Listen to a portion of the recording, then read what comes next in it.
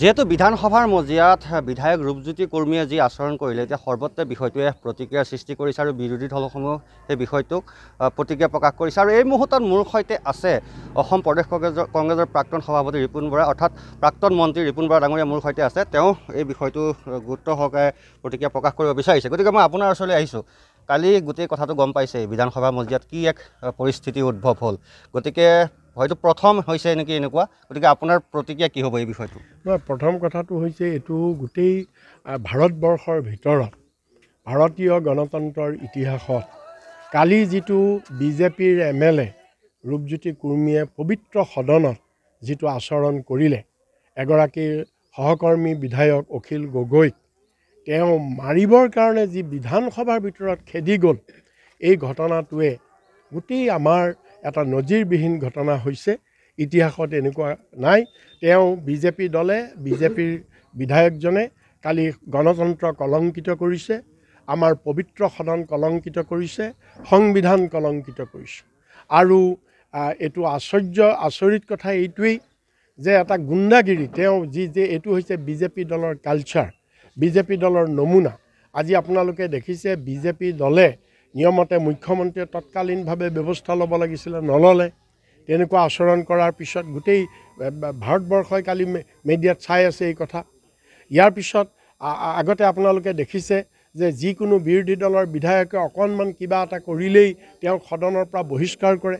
কিন্তু কালি উপাধ্যক্ষ আছিলে, অধ্যক্ষই হওক বা উপাধ্যক্ষই হওক, তেওঁৰ ওপৰত তেওঁক সদনৰ পৰা বহিষ্কাৰ কৰা বা তেওঁক ক্ষমা খুজিবলৈ কোৱা তেনেকুৱা ধৰণৰ কোনো এটা ব্যৱস্থা নকৰিলে। বিজেপিৰ যি ৰাজ্যিক সভাপতি, বিজেপিৰ দলেও ইয়াক কোনো গৰিহণা নিদিলে। গতিকে প্ৰকাৰান্তৰে বিজেপি দলে ইয়াক সমৰ্থন কৰিছে। এইটোৱে হৈছে গুণ্ডাগিৰি আৰু বিজেপিয়ে এই গুণ্ডাগিৰি আৰম্ভ কৰিছে অসমত। আজি আপোনালোকে জানে, আজি কিছুদিনৰ আগতে যোৱা বছৰ যেতিয়া লোকসভা নিৰ্বাচনৰ আগত ৰাহুল গান্ধী ডাঙৰীয়াই অসমত যেতিয়া যাত্ৰা আৰম্ভ কৰিছিল, চতিয়া জামুগুৰি অঞ্চলত জামুগুৰিত আমাৰ দলৰ সভাপতি ভূপেন বৰাক বিজেপিৰ বিধায়ক পদ্ম হাজৰিকাৰ গুণ্ডাই শাৰীৰিকভাৱে আক্ৰমণ কৰিছিল, কোনো ব্যৱস্থা নহ'ল।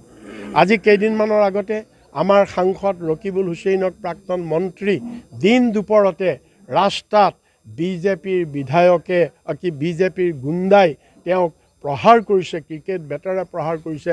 সন্মুখত পুলিচ আছে, পুলিচেও কোনো ব্যৱস্থা ল'ব পৰা নাইকিয়া। এইটো হৈছে বিজেপিৰ নমুনা।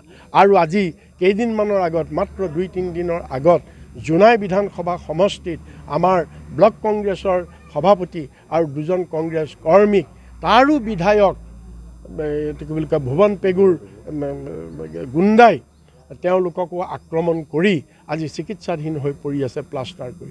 গতিকে এই গোটেই অসমত আজি বিজেপিয়ে গুণ্ডাৰাজ চলাইছে, জংঘল ৰাজলৈ অসমক নিব বিচাৰিছে। আৰু গতিকে এইটো এটা ভয়াৱহ পৰিস্থিতি হৈছে, গণতন্ত্ৰৰ বাবে এটা সাংঘাতিক ভাবুকি হৈছে। আৰু হিমন্ত বিশ্ব শৰ্মাক আমি ধিক্কাৰ দিছোঁ যে তেওঁ কিহৰ মুখ্যমন্ত্ৰী।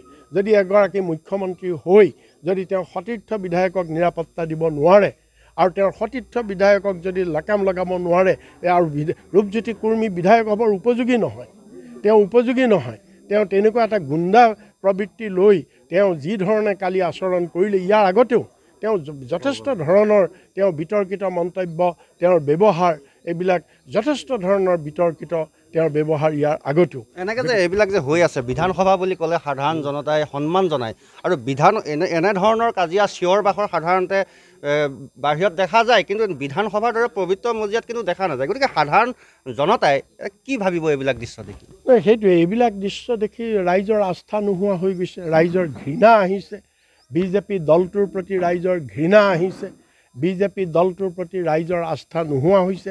আৰু সেইকাৰণে ৰাইজে 26ত এই বিজেপিক বিদায় দিবৰ কাৰণে ৰাইজে সংকল্প লৈছে। নিশ্চয়। আৰু এনেদৰে প্ৰাক্তন অসম কংগ্ৰেছ কমিটিৰ সভাপতি যি ৰিপুণ বৰা তথা প্ৰাক্তন মন্ত্ৰী, তেওঁ কেইবাটাও প্ৰতিক্ৰিয়া আগবঢ়ালে বিধায়ক ৰূপজ্যোতি কুৰ্মীৰ সম্পৰ্কত। আৰু এনেদৰে এতিয়া এই বিষয়টো এতিয়া সৰ্বত্ৰে প্ৰতিক্ৰিয়াৰ সৃষ্টি কৰিয়ে আছে।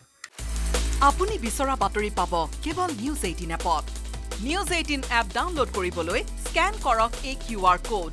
গুগল প্লে ষ্টৰতো পাব এই নিউজ 18 এপ।